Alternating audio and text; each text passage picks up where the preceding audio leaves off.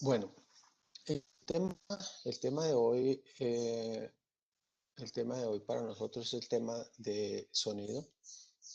Eh, Vamos a mirar el sonido como una onda mecánica, una onda eh, de movimiento de materia.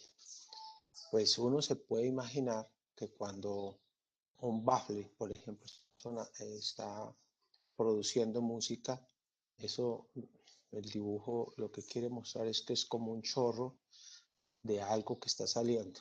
Ese algo que está saliendo, ese chorro que está saliendo de ahí, que se está yendo por el aire, pues nosotros realmente lo podemos ver como pulsos que se están desplazando. Los estás viendo en este momento como esos, esos pulsos que se van desplazando allí en el aire, pero si esos pulsos son repetitivos, o sea, un tren de pulsos, entonces vas a terminar viendo algo así, que es más esta forma en que nosotros tenemos de comprensión de lo que es una, una onda, una onda. Ahora, es importante fijarse aquí en la animación con el punto rojo, si se fija en el punto rojo, que el punto rojo simplemente está oscilando alrededor de una posición de equilibrio. Él está oscilando alrededor de una posición de equilibrio. Es decir, cualquiera de esas partículas, aquí está señalado, está oscilando. Sin embargo, a usted le parece que hay algo que está viajando, ¿sí?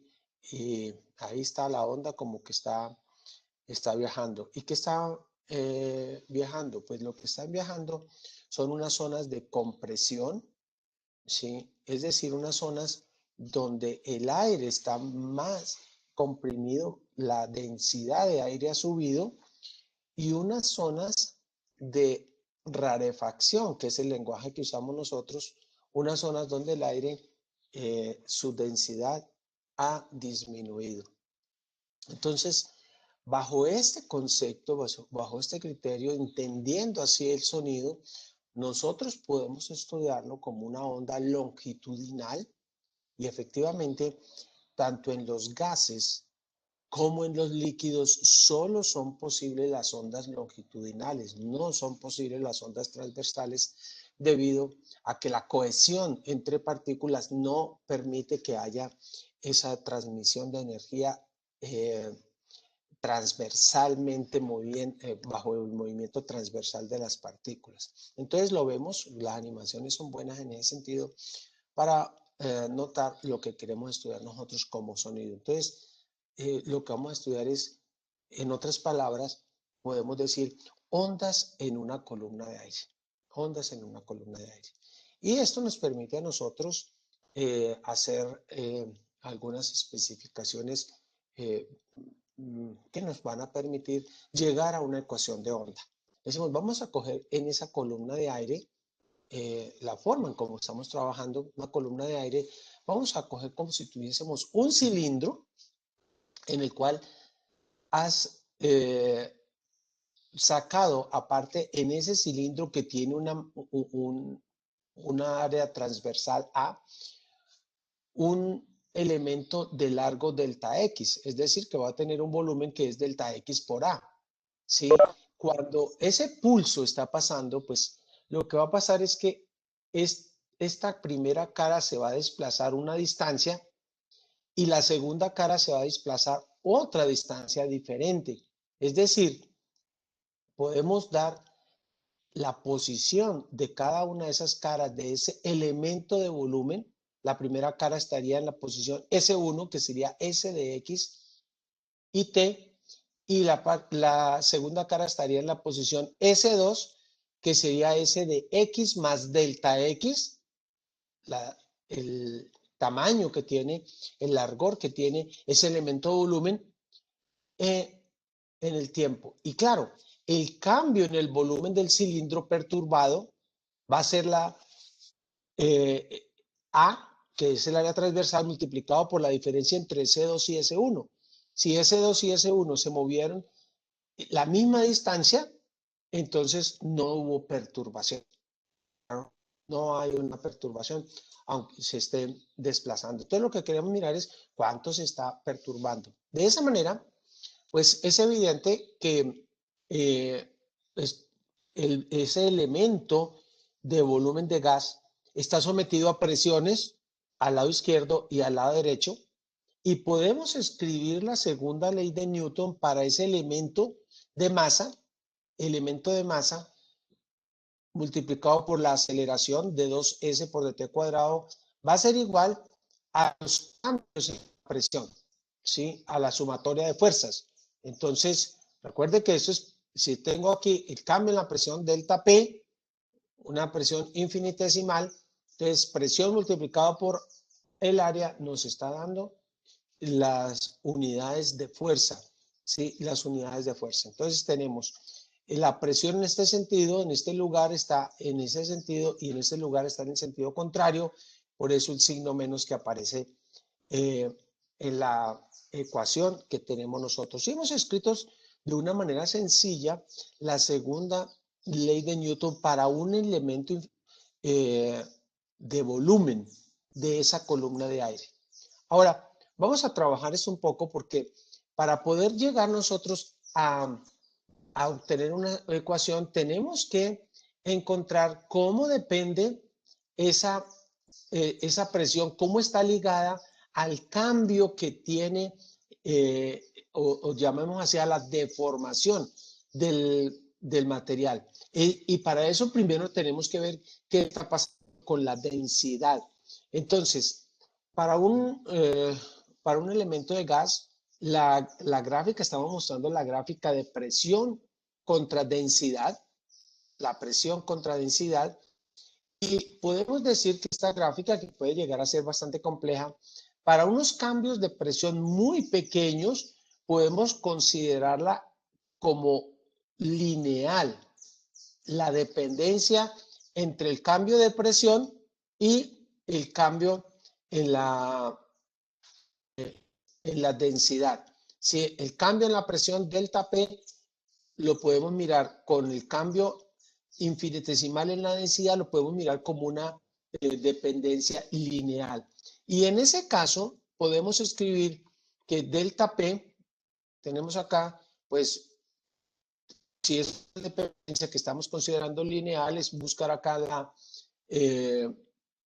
la inclinación, la tangente, ¿sí? De este ángulo, que sería la derivada de P por d rho, calculada en un punto, que lo vamos a calcular aquí, en rho sub 0, ¿sí? Por delta P. Miren que lo único que hemos hecho es esto, es linealizar esta ecuación, linealizarla para unos pequeños cambios. Y hemos introducido acá c cuadrado por el momento simplemente como una constante. Simplemente como decir, para escribir más sencillo.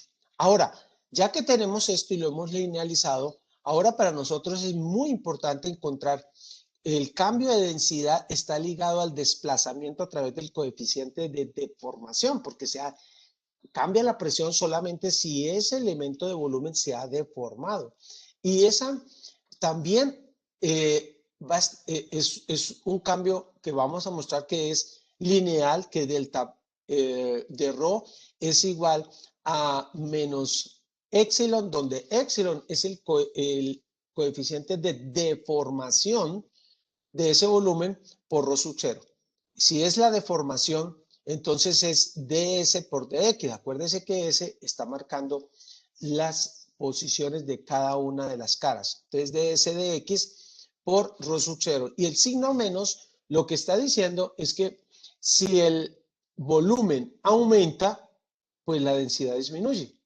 Y si el volumen disminuye, la densidad aumenta. Es decir, que son inversos. Este valor lo podemos ir y colocarlos aquí en delta de rho, y así tendríamos ya cómo depende delta P, cómo está ligado al cambio en el volumen, porque dado que el área se está manteniendo, pues prácticamente ds de x me estaba caracterizando el cambio del volumen. Entonces, podemos con eso reescribir esta ecuación como delta de P es igual a menos rho sub 0, C cuadrado, ds de X, y eso lo colocamos aquí, ¿sí? Porque entonces ahora vamos a tener delta P calculado en X más de X y delta P calculado en X de X. No nos falta solamente colocar el valor de dm, que sería el elemento de masa, sería rho sub 0, la densidad no perturbada, y A de X es el volumen de ese elemento que hemos obtenido nosotros.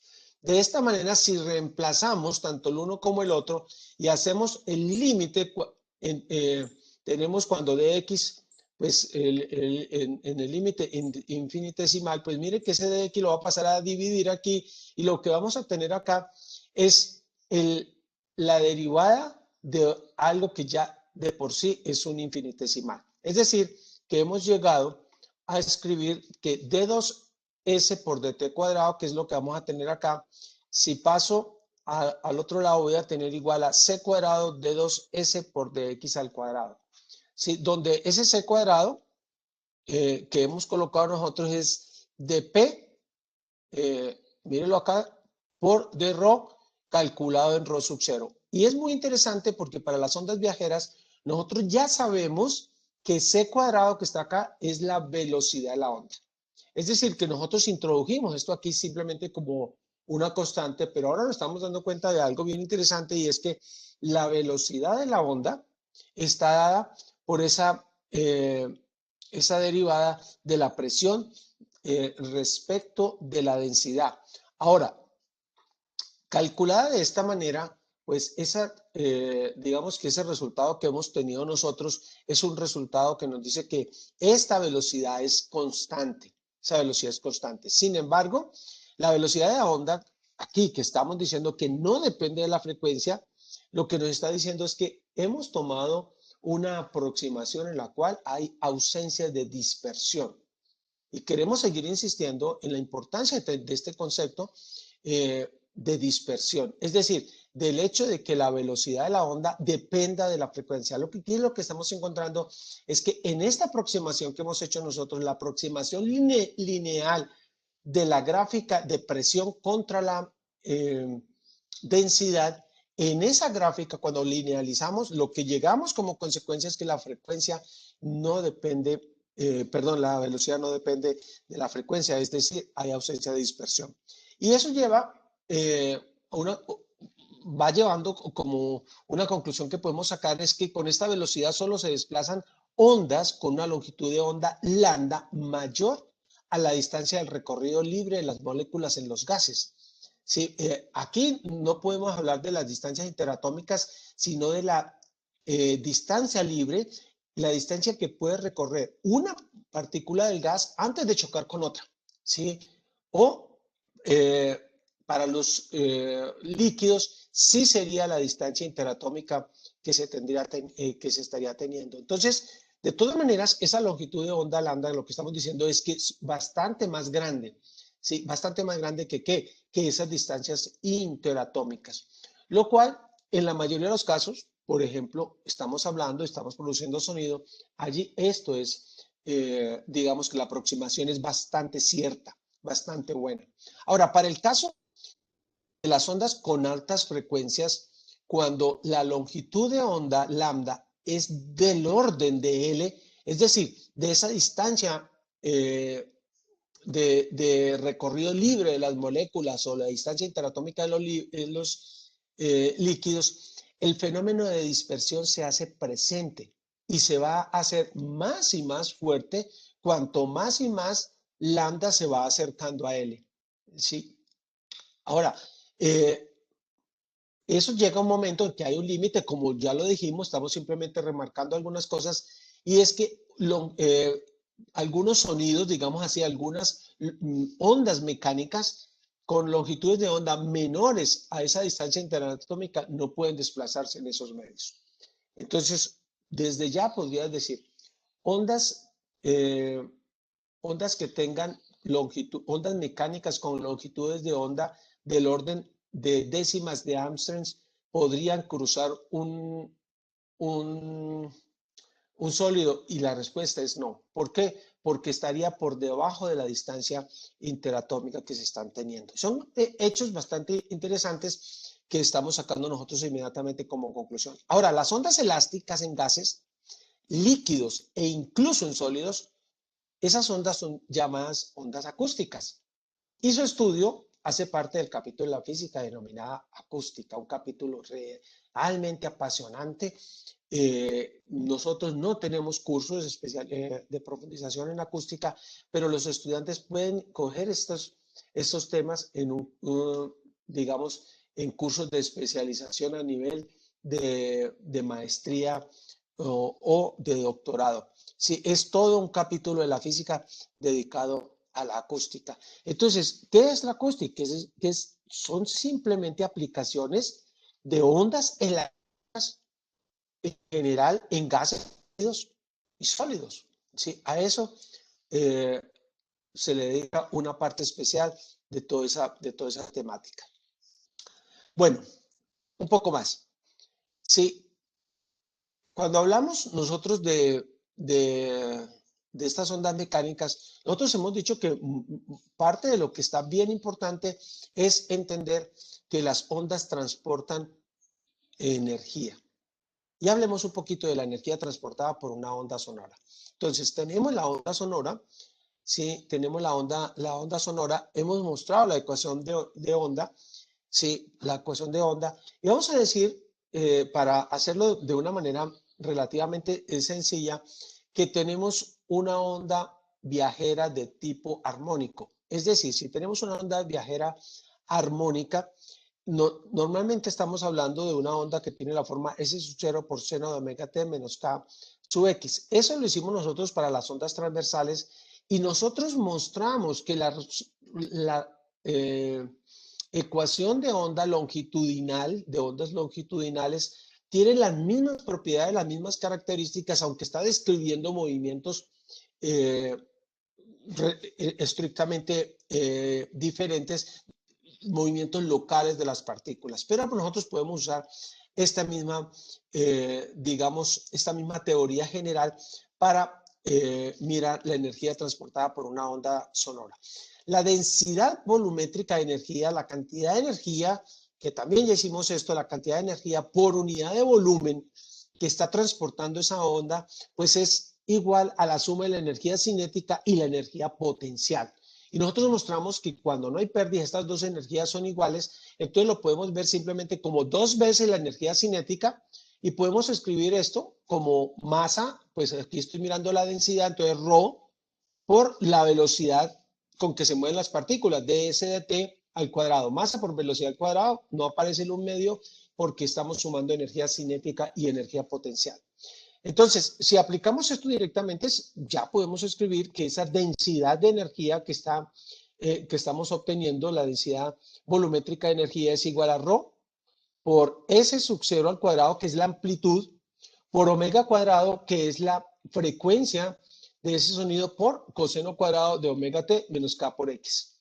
¿Sí? Y aquí nosotros vamos a introducir un concepto que es el concepto del vector de Poynting, ¿sí? Del vector de Poynting. Y es el concepto de que si tenemos una densidad de energía, tenemos una densidad de energía, podemos preguntarnos cuánta de esta energía está cruzando la unidad de área. Como vemos, y por eso dejamos la animación, es como si estuviese viajando algo, ¿cierto? Si usted se mira, por un momento miran solamente como el desplazamiento que está sucediendo allá, a usted le parece que está sucediendo un desplazamiento horizontal que en un momento determinado está cruzando un área determinada. ¿Cuánto de eso está cruzando? Pues cuando multiplico por c, que es la velocidad, estoy multiplicando por la distancia, ¿sí? Y mire que ahora estamos mirando, si estoy mirando por unidad de área, estoy convirtiendo esto en la cantidad de energía que cruza, un área, como si estuviera dividido por el área, en la unidad de tiempo, ¿sí? Entonces, esto nosotros le llamamos la densidad del flujo de energía, densidad del flujo de energía. Y como tiene una característica de la velocidad que hemos marcado vectorialmente, entonces esto es un vector y se llama el vector de Poynting.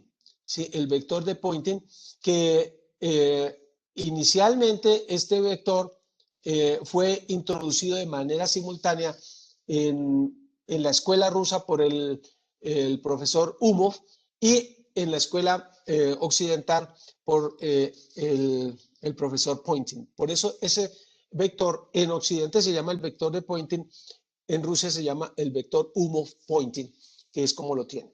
Entonces, con ese vector nosotros podemos pensar en la cantidad real de energía que está cruzando esa unidad de área y a eso nosotros le llamamos intensidad.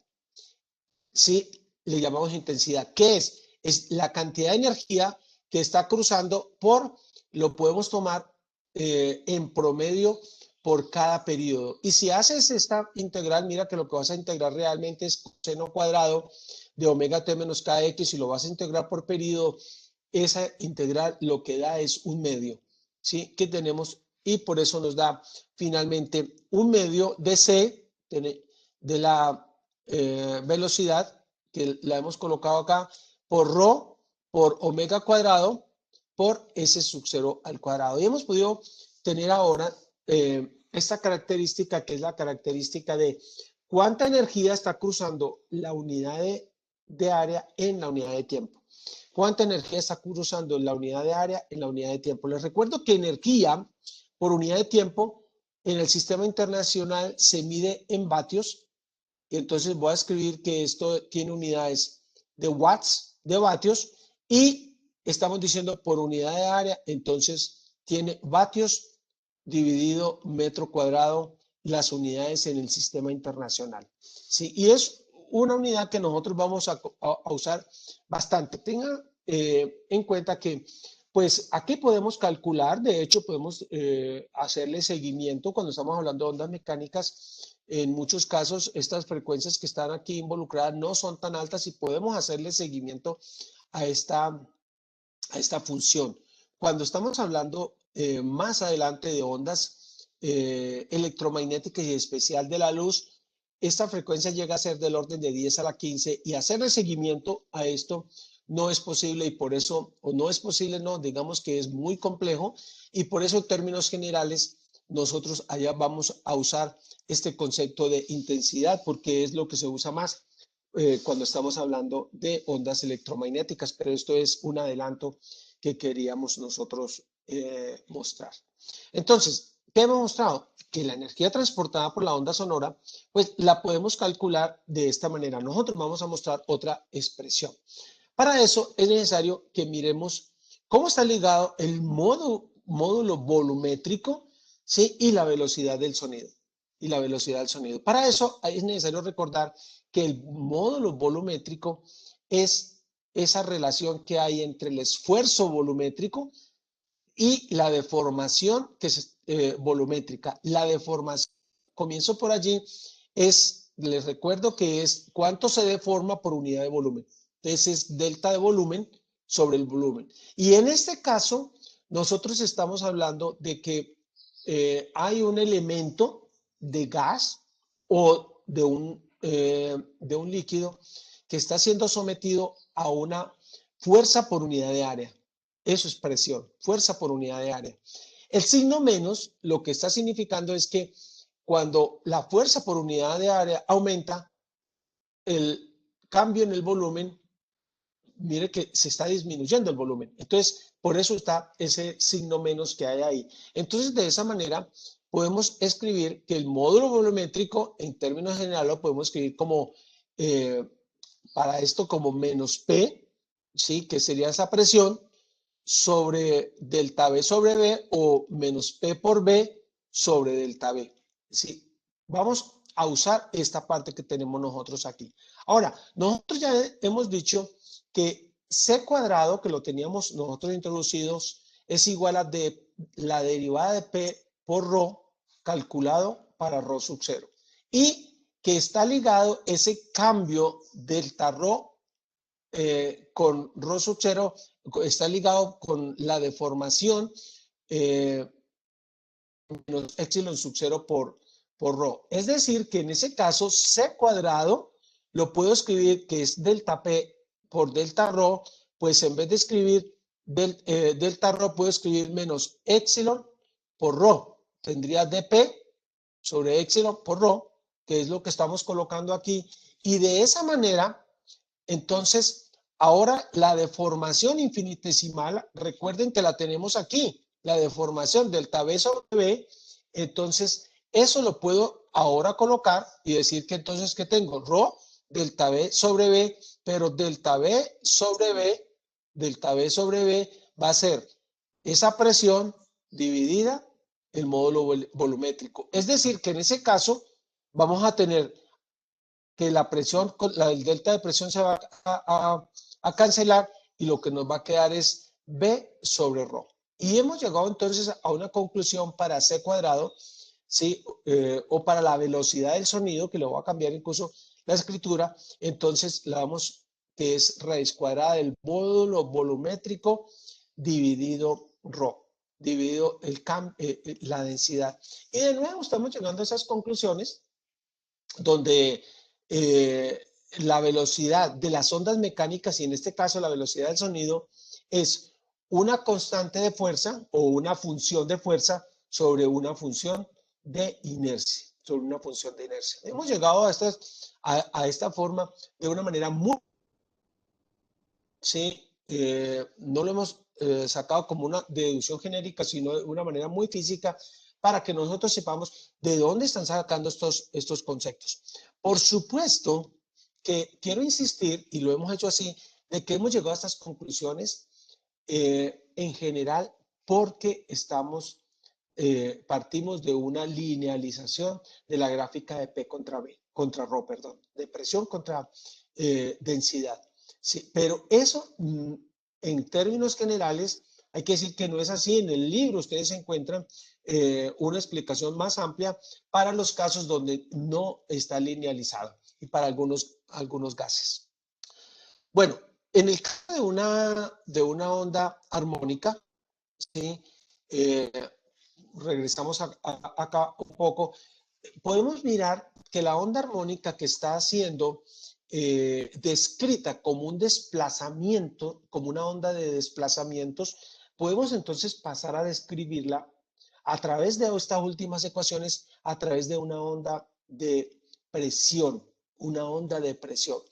¿Y cómo? Dado de que ya sabemos cómo está ligado el cambio de presión con la deformación, ¿sí? ¿Cómo está ligado el cambio de presión con la deformación? Entonces, miren que podemos escribir menos B, que es el módulo volumétrico, delta B sobre B sub I. Pero delta B es igual a, que es el área de ese elemento que tenemos, por el cambio delta S, y el volumen de ese elemento es A por delta X. Entonces, cuando hagamos pues aquí A con A se va, y cuando hagamos el límite, cuando delta S tiende a 0, o cuando delta X tiende a 0, lo que vamos a tener es la derivada de S con relación a X. Es decir, que podemos hablar de un cambio en la presión a través de esta ecuación que podemos escribir nosotros como una ecuación física. Y para una onda, este es en general, hay que decir que es muy general, pero para una onda armónica, entonces tendríamos delta P igual a menos B, D por DX de esto que tenemos acá nosotros, que es ese máximo coseno de KX menos omega T. Es decir, que es B, ese máximo por K, por seno de KX menos omega T. Y tenemos nosotros entonces que el cambio en la presión, si ahora voy a cambiar, voy a simplemente a volver a escribir este B que tenemos nosotros aquí, este coeficiente, lo voy a escribir a través de esa conclusión que sacamos nosotros para la velocidad de las ondas en el sonido. Entonces lo puedo escribir como ρ por B cuadrado. Y me va a quedar ρ B cuadrado, ese máximo, por K, por seno de KX, menos omega T. Es decir, que para una onda de aquí estaríamos considerando una onda de presión. Si podemos introducir P máximo como BK por A, esto que tenemos acá, que es lo mismo, esta parte que tenemos acá, para una onda sonora senoidal, y reescribir entonces que delta P, lo tenemos así, lo podemos escribir simplemente como delta P máximo por seno de KX menos omega T. Es decir, hemos pasado de describir una onda de sonido a través de movimientos de partículas a describirlo a través de unos cambios de presión. Y hay que decir que son muchos los casos, sobre todo cuando estamos hablando de sonido en gases, ¿sí? De sonido, no simplemente de ondas acústicas, sino de sonido en gases. Nosotros nos interesa más, en la mayoría de las veces, hablar de las ondas de presión, más que de las ondas de desplazamiento. Sin embargo, ellas dos vemos que son la misma descripción, son descripciones equivalentes, la una y la otra, hecha a través de una onda de sonido, de una onda de desplazamientos o de una onda de presiones. Evidentemente, se podría hacer como una onda de densidades, ¿sí? Mirar cómo están cambiando las densidades en el medio. Ahora, entonces, podemos llevar a unas conclusiones, decir que y mirar, ahora voy a intentar mostrar esto simplemente en el sonido y decir por qué es tan importante a través de un ejemplo. Suponga que tenemos una onda sonora senoidal de una intensidad moderada, o sea, algo normal que podemos escribir nosotros, y en esa las variaciones máximas de presión son del orden de 3 por 10 a la menos 2 pascales. Lo vamos a ver incluso ya más adelante. 3 por 10 a la menos 2 pascales por arriba y por debajo de la presión atmosférica, que es 1 por 10 a las 5 pascales. Entonces mire que ya tenemos unas variaciones que están del orden normalmente de 10 a la menos 7 pascales. Y nos dicen que calculemos el desplazamiento máximo correspondiente si la frecuencia es de 1000 Hz. Entonces estamos hablando más o menos de algo, quiero decir inicialmente que algo como el sonido que ustedes están escuchando en este momento. Para eso lo que tenemos que saber es que en el aire, a presión atmosférica y densidades normales, o sea, si es densidades de laboratorio, la rapidez del sonido es de 344 metros por segundo. Y el módulo volumétrico es 1.42 por 10 a las 5 pascales. Entonces, inicialmente debemos calcular el número K, que es igual a omega sobre B, para el cálculo que voy a hacer, es decir, 2pi por la frecuencia que nos dieron es 1000 Hz, entonces 2pi radianes por 1000 Hz sobre la velocidad del sonido que dije que es 344 metros por segundo. Si colocas todos estos valores, te va a dar que el número K es igual a 18 radianes por metro o 18.3 metros a la menos 1, que es la forma como usted lo va a encontrar escrito en muchas partes.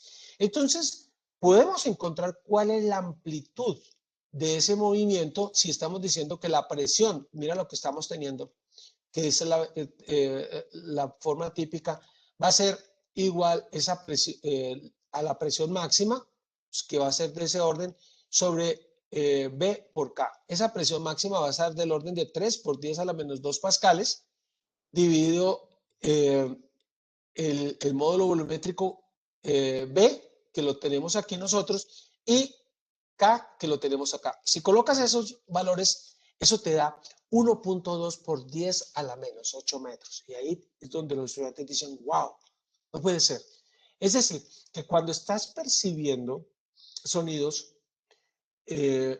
insisto, como el que estamos teniendo en este momento, que tienen un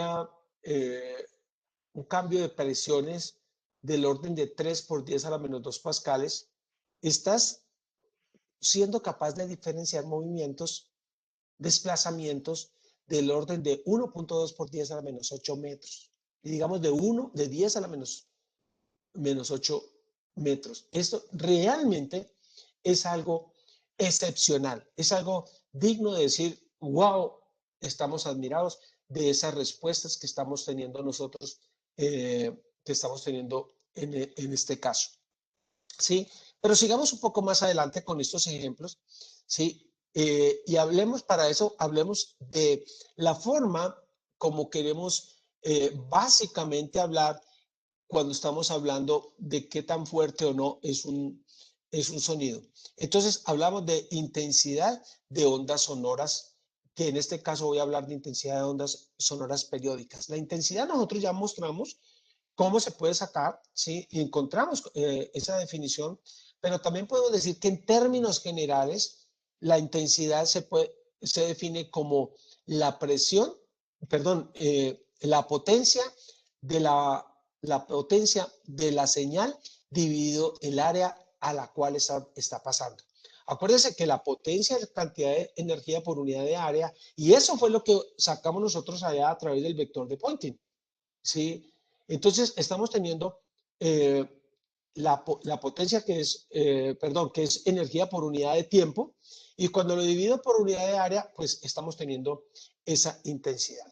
Solamente que esta expresión me sirve para hacer unas apreciaciones más genéricas, ¿sí? Más genéricas. Esto fue el resultado que nosotros ya obtuvimos, ¿sí? Que ya obtuvimos de allá, pero quiero mirarlo de una manera diferente. Suponga que usted tiene una fuente puntual. Entonces, en esa fuente puntual, esa fuente puntual, puede saber que está teniendo una fuente puntual de ondas mecánicas, de ondas de sonido. Usted puede hablar allá de la potencia con que se está emitiendo esa señal. La potencia con que se está emitiendo esa señal. Y claro, esa señal sale en todas las direcciones. Entonces, si conoces esa potencia, es evidente que esa potencia dividida el área, si esa potencia que podemos calcular como una potencia promedio para la intensidad, pues lo que vamos a tener es que si sale en todas las direcciones, es el área de una esfera, y el área de una esfera es igual a 4pi por r cuadrado. ¿Sí? 4pi por r cuadrado. Y esto me da algo que nosotros vamos a usar mucho, y es que la intensidad en términos generales es una función que es inversamente proporcional a la distancia a la cual estás escuchando al cuadrado. Y eso se llama la ley del inverso al cuadrado.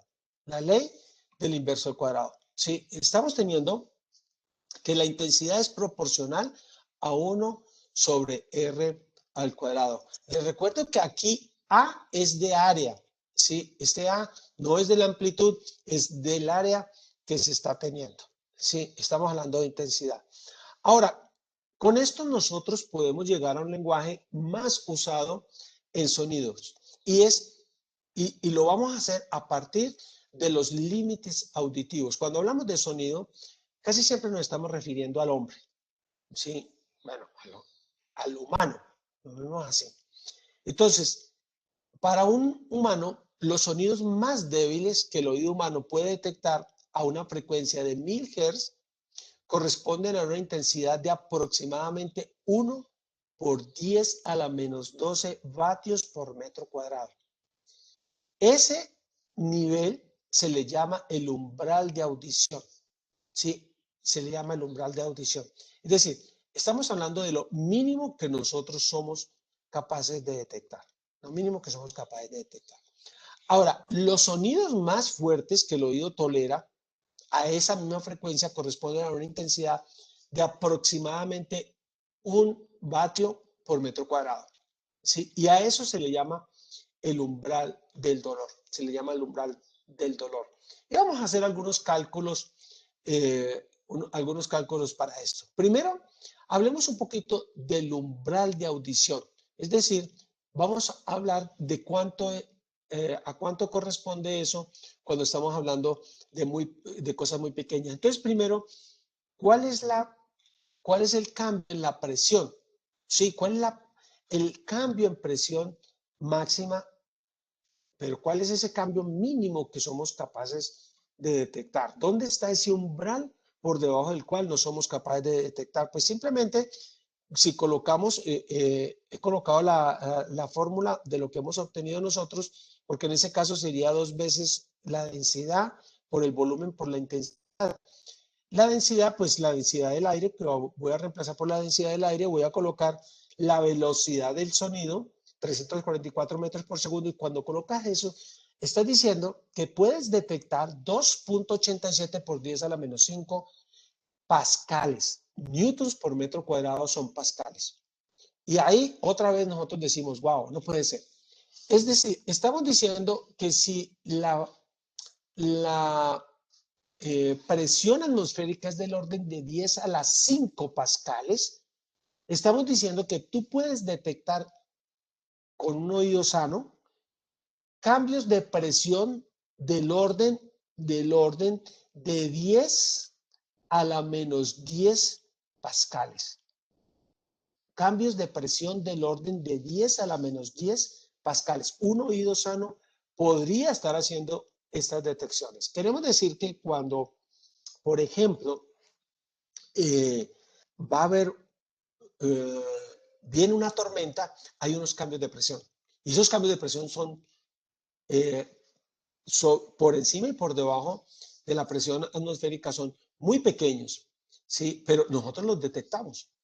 Y cuando viene una onda de una onda sísmica, ¿sí? Que es un movimiento mecánico que podemos decir que es un sonido, ¿sí? Que podemos decir que en ese sentido es un sonido, podríamos decir que estamos en capacidad de detectarlo mucho antes de que llegue, ¿sí? Porque ya están llegando esos cambios en la presión. Sin embargo, nosotros no lo hacemos, ¿sí? Y eso después hablamos de por qué nosotros normalmente no lo hacemos. Ahora, considere a qué equivale eso como detección de movimientos. Pues es encontrar cuál sería la amplitud máxima, que en ese caso el cambio en la presión máxima dividido por ρ, por b y por omega. Sí, les recuerdo que omega es la frecuencia, 2pi por la frecuencia que estamos teniendo. Y si colocas esos valores, vas a encontrar que eso te da aproximadamente 1 por 10 a la menos 11 metros. Ahora estuvimos hablando de 10 a la menos 8, pero estamos hablando de que el umbral de 10 a la menos 8 es lo normal, pero 10 a la menos 11 es el umbral. Pero esto es hablar de movimientos del orden de la vibración de un átomo.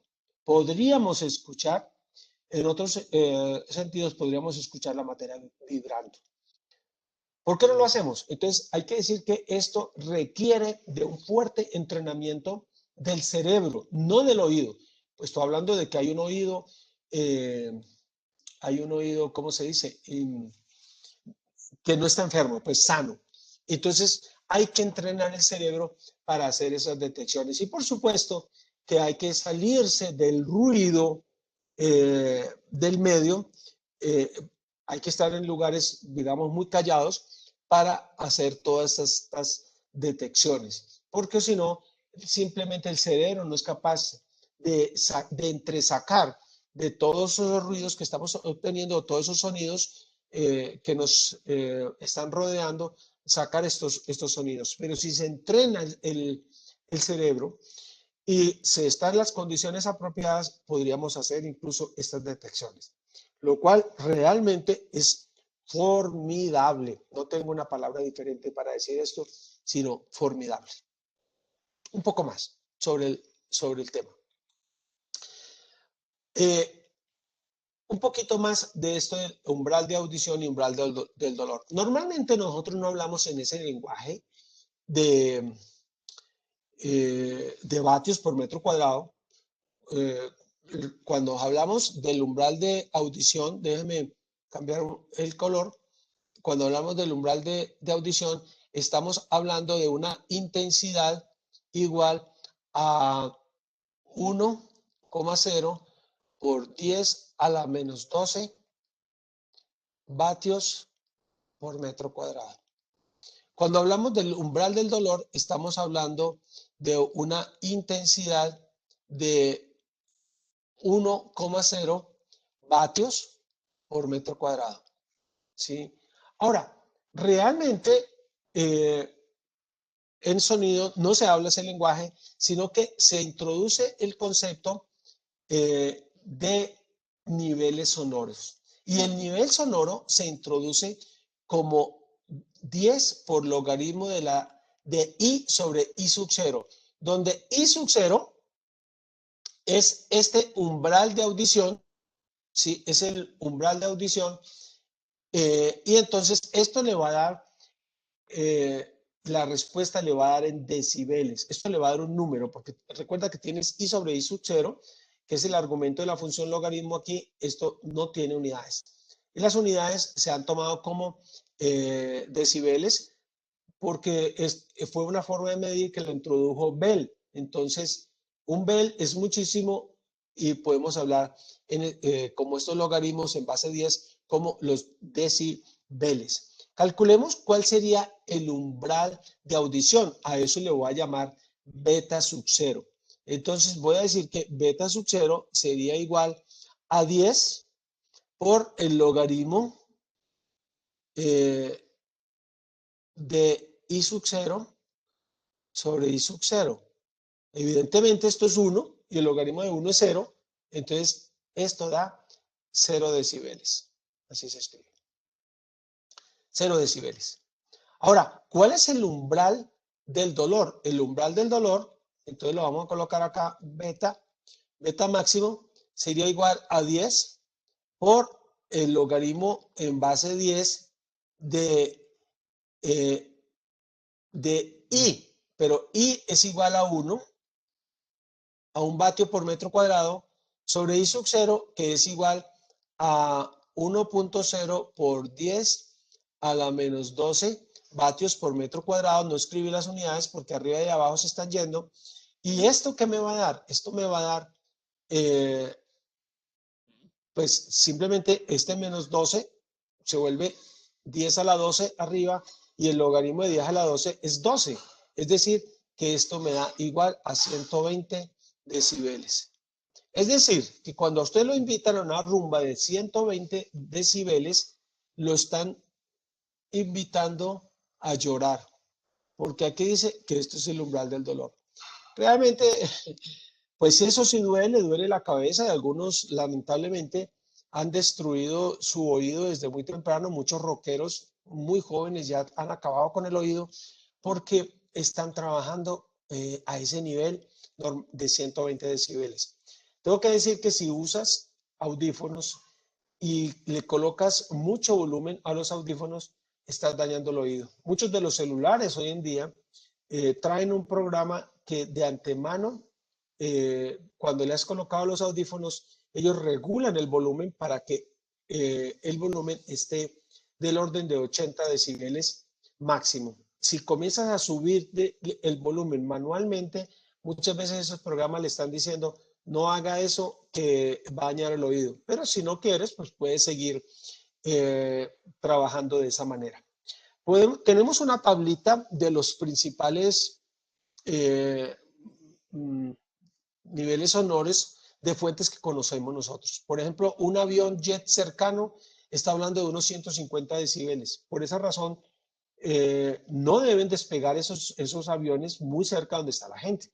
Sí, esa es una de esas razones, y en Bogotá ha habido muchos problemas por una de las pistas del aeropuerto El Dorado, que está muy cercano a algunos barrios.